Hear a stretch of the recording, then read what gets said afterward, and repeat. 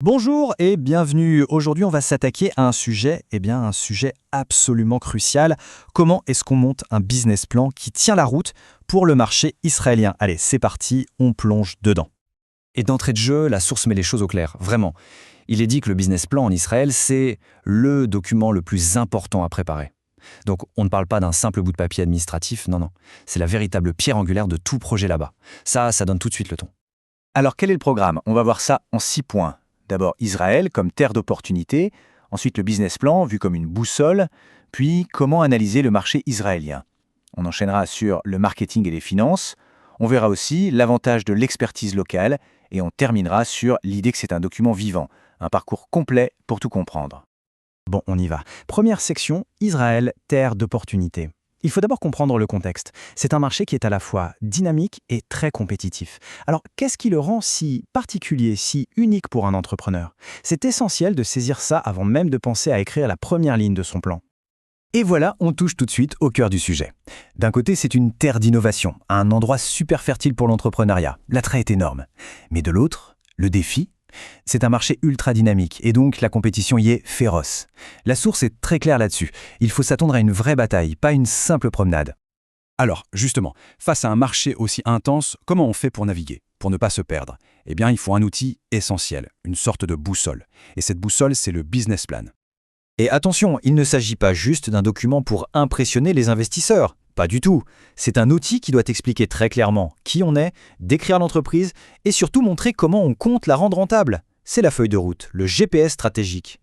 En fait, ça se résume à ces 3 fonctions clés. C'est vraiment l'ADN du document. Premièrement, expliquer qui on est. Deuxièmement, décrire le projet. Et troisièmement, montrer comment il sera rentable. C'est simple, mais chaque étape doit être béton. Si une seule de ces briques est un peu fragile, tout l'édifice risque de s'écrouler. Ok, maintenant qu'on a posé les bases, on rentre dans le dur. Troisième point, l'analyse du marché israélien. C'est peut-être la partie la plus importante. Il faut cartographier le paysage concurrentiel. Parce que sans ça, soyons honnêtes, on avance complètement à l'aveugle. Et ça implique quoi concrètement? Eh bien, il faut tout décortiquer, comprendre les tendances, les besoins des consommateurs sur place, identifier qui sont les concurrents, analyser leurs points forts, leurs points faibles, et bien sûr comprendre les barrières à l'entrée. C'est un vrai travail d'enquête, chaque point est essentiel. Tenter de s'en passer, c'est mission impossible.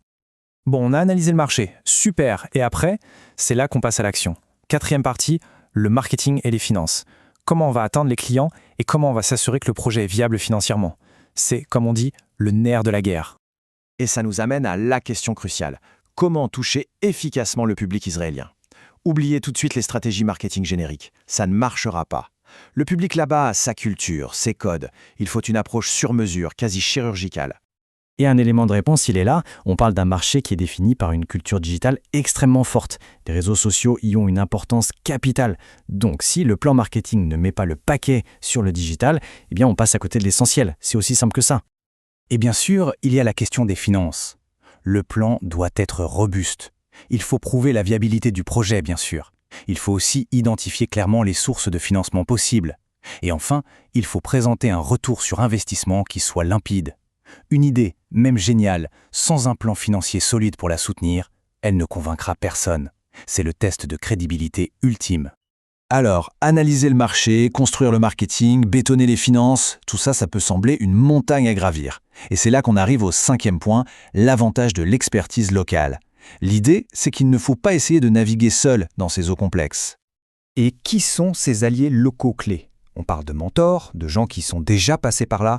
On parle d'incubateurs qui peuvent donner un coup d'accélérateur incroyable. Et puis, il y a toutes les organisations spécialisées. S'entourer de ces personnes, ce n'est pas un luxe, non, c'est un avantage stratégique énorme. Ça permet d'éviter les pièges et de gagner un temps précieux. Et on arrive à notre 6e et dernier point, qui est peut-être le plus important de tous. On va parler du business plan comme un document vivant. C'est un changement de perspective fondamental, une philosophie qui doit absolument être intégrée pour réussir sur le long terme. Voilà la phrase clé. Un business plan en Israël est un document vivant qui doit être actualisé régulièrement. C'est ça le secret. Ce n'est pas un document qu'on écrit une fois pour toutes et qu'on grave dans le marbre. Pas du tout. Il doit vivre, respirer, évoluer en même temps que le projet. Le laisser prendre la poussière dans un tiroir, c'est une erreur qui peut coûter très très cher. Cette idée de stratégie évolutive, c'est exactement ça. Au moment du lancement, on a un plan. Mais 6 mois plus tard, le marché a peut-être changé. Une nouvelle opportunité se présente, Le plan doit s'adapter en permanence. C'est un véritable carnet de bord qu'il faut consulter et mettre à jour constamment pour corriger le cap face aux imprévus.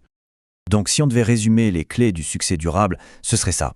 Rester flexible, adapter sa stratégie au changement du marché et bien sûr, savoir exploiter les opportunités quand elles se présentent. Ce sont vraiment les 3 piliers pour non seulement survivre, mais surtout pour prospérer dans cet écosystème si particulier.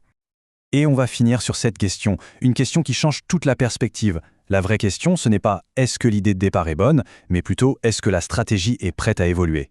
Parce que dans un marché qui bouge aussi vite, la capacité d'adaptation, ce n'est plus une option, c'est la condition sine qua non de la survie et du succès. Voilà qui donne à réfléchir.